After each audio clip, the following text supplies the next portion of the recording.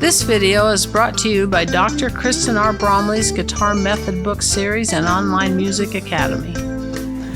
Hi there, I'm Dr. Kristen Bromley. Welcome to my online academy. I'm delighted that you're here. In this quick answer episode, I'm going to be explaining how to play an F chord on the guitar. So let's go ahead and dive in with a little bit of the theory first. So the F major chord has three notes, F, A, and C. So these notes come right out of the F major scale.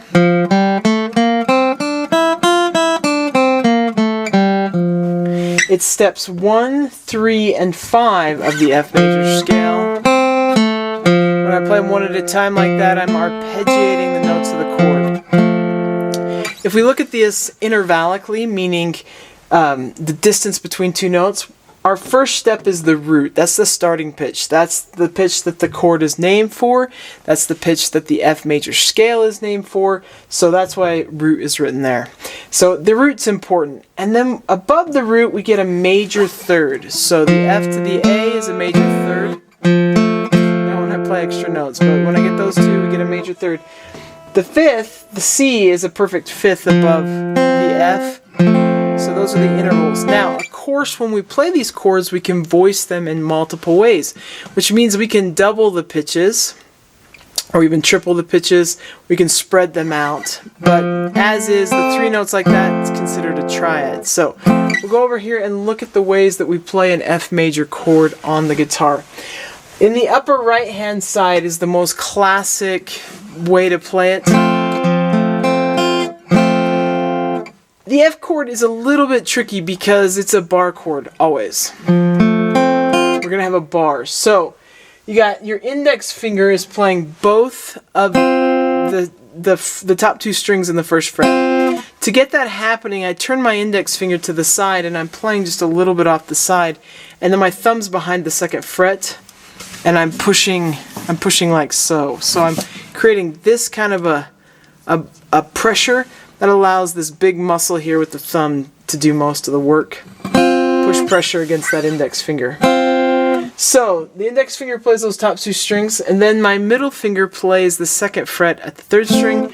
Ring finger plays the third fret on the fourth string. We don't play the low two strings. Because it's a bar chord or it's movable, we could actually slide it up and play in other keys, but this is the F chord shape.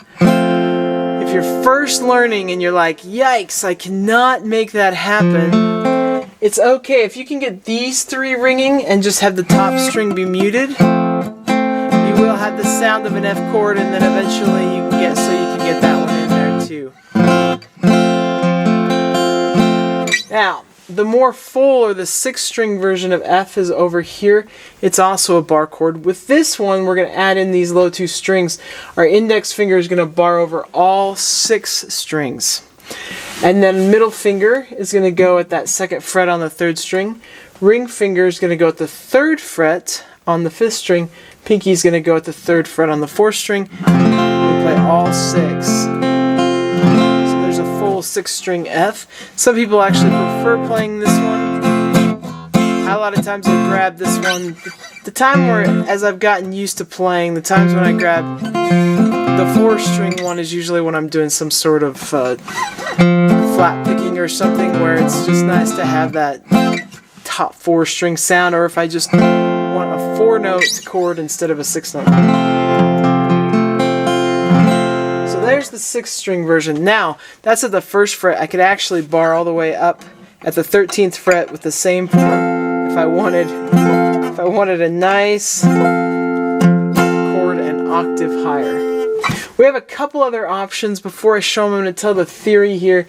Back with this chord, we have the root, the third, the fifth, and then the root is doubled again. With this full version, the 6-string version, we have the root, the 5, the root, the 3, the 5, and the root. So that's how that's voiced out. Okay, so we have another bar chord option. This one we bar at the 8th fret. So we're going to bar at the 8th fret, and we don't play the low 6th string. When I do this, I usually push my finger right up to that 6th string, let it mute the 6th string, but bar the top 5. Then on strings 2, 3, and 4, at the 10th fret, I can use my ring finger to bar across all three again. If I do that, my top string isn't going to ring, it's going to be muted, and that's why I've got it in parentheses there, and that's okay. When I'm doing this sort of strumming, we really don't care if that one comes out. When I need it to come out, it's when I'm doing fingerstyle or something, and that's the melody note, I need it to come out. In that case, I'll use fingers 2, 3, and 4, so middle, ring, and pinky.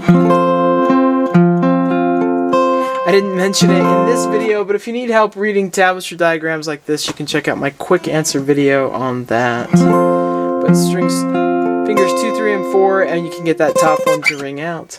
Okay, so these two are the most classic bar chord versions that are played, but there is one other one that sometimes gets played. I especially use this in fingerstyle, playing kind of the C chord shape with a bar in front of it.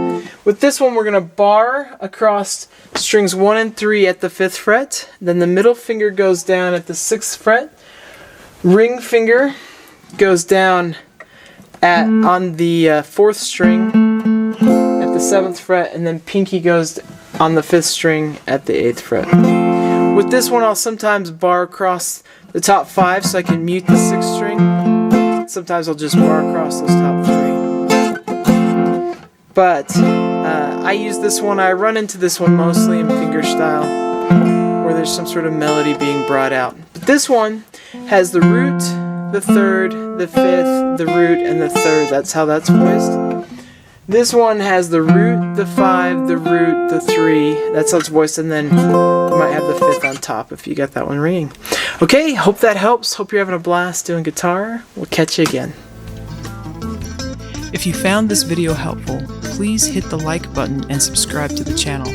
For more in-depth lessons and to progress through a free guitar course, check out my Guitar 101 series on YouTube and my guitar method books, which all come with access to hours of in-depth video lessons.